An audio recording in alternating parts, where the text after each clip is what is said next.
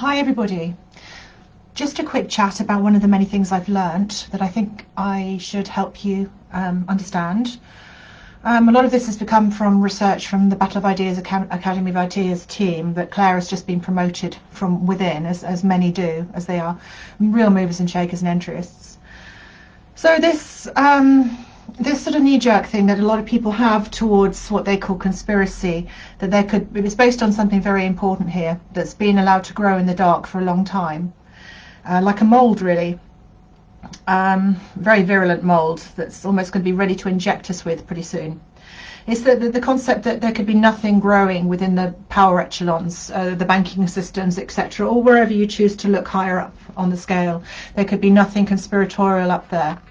And to even suggest such a thing, you'd need to wash your mouth out with water, and the person you'd say it to would have to be very trusted, because it would be such a the concept of that you could be even intimating towards would be just beyond the pale. Beyond the pale, maybe once in a different age, if people are playing war games. Beyond the pale, maybe once, not an age where we're on the precipice of humanitarian disaster, basically, which is the financial collapse. It may have been beyond the pale once, but now is the time for some proper thinking.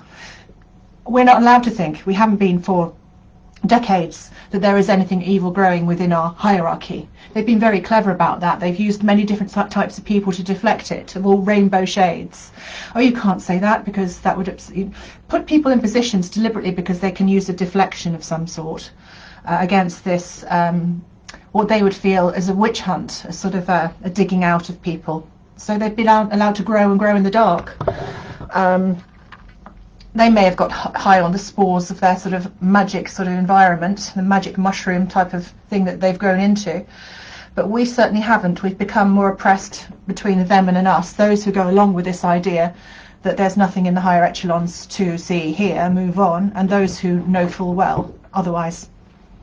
So they've been busy speculating and prospecting on our identity types and our suffering and our grievances, whilst maintaining that it's all to do with, as the Claire Fox team love to, a libertarian world where people who get on naturally made it because they worked hard or had skills, and therefore they should have no sympathy for thinking about the world working in any different way to that.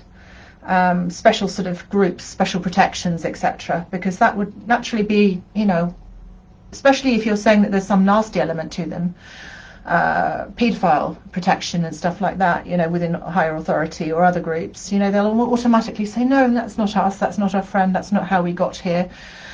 So you have this real spring-like loaded mechanism that pulls away from anybody looking into those dark areas about greater conspiracies, and they'll use anything on you. They'll use I don't know, the protocols of Zion or something. They'll use anything on you to say that you can't possibly even think there's any kind of conspiracy in the higher echelons at all. This has given them room to grow beyond any norms, basically, to the point now where anybody questions it is called a dissident, a conspiracy theorist. And it's almost showing like a persecution of Christ, a natural kind of them, goat and the sheep, wheat and the chaff parting here, because what it does is it separates the intelligent free thinkers or people who've experienced the reality from those who are just statists keeping in creepy types of people, slippery types of people, or people who just say, no, don't see it, don't hear it, no, no, no, no, no, all those type of people that we meet along the way. You can't have any conspiracy in the higher echelons at all, because to think such a thing would just unnerve and cause cognitive dissonance to what are you suggesting? It's that serious amongst people, and it's been that serious, growing for such a long time, that it has become a serious thing to be reckoning with right now. And they will use any tactic, as we can see, prospecting upon the suffering of people, because they feel it's normal to prospect amongst the suffering of people, to use it to dominate and be the victim, both, which makes a very to be both the dominant and the victim is a very psychopathic trait, which our institutions and our hierarchy contain fully now, embody. They don't have the natural sympathies, they just have the dominance and the victim, and they can dominate a situation by making the victimhood whichever one they choose to shine the light onto. which is a really important thing because it means that our old-fashioned folk heroes and folk devils are swept aside for anything that they choose instead, because they don't have traditional sense of right and wrong. Because I say, if you go in with a torch saying, you know, something evil in here, evil doesn't exist. Where? What do you mean in here? Nothing here, nothing to see here. So what they have abolished evil amongst the hierarchy. They've abolished any atonement for the evil that they commit, and any accountability for it, using these methods of gloss and mirrors and smoke and mirrors. So as I said, it's going to go on to, I feel quite proud to be in the group of people who are victimized, as Jesus would have been, kicking out the tax collectors, as he would have been not fulfilling the religious laws, or, you know, upsetting both Jews and Roman Empire, because he didn't sort of offer salutations to the Roman gods and things as well, the statutes that were there of the time. Now our system has become all. It's taken on board all the characteristics of, you know, different things that we can say we look at and think it's the same as before, but it's been eaten away at. And I'd like you to read my book, Perversity, Culture of the End Times, to put the final pieces together of this jigsaw, which is a persecution of end times proportions, unlike any other, harvesting all in its path, as it says in the book of Daniel's. Right, and it has, they've been prospecting on fear of what will happen to our people, old people's homes, fear that who's going to be the perpetrator. Again, playing with the folk hero and folk devil is what they do. The Stanley Cohen principle they use in the media to control moral panic. So we can sweep it up here and scoop it out there. A fear of you know, young people causing old people to die, or people who go out protesting about this are causing it, but the Black Lives Matters are okay.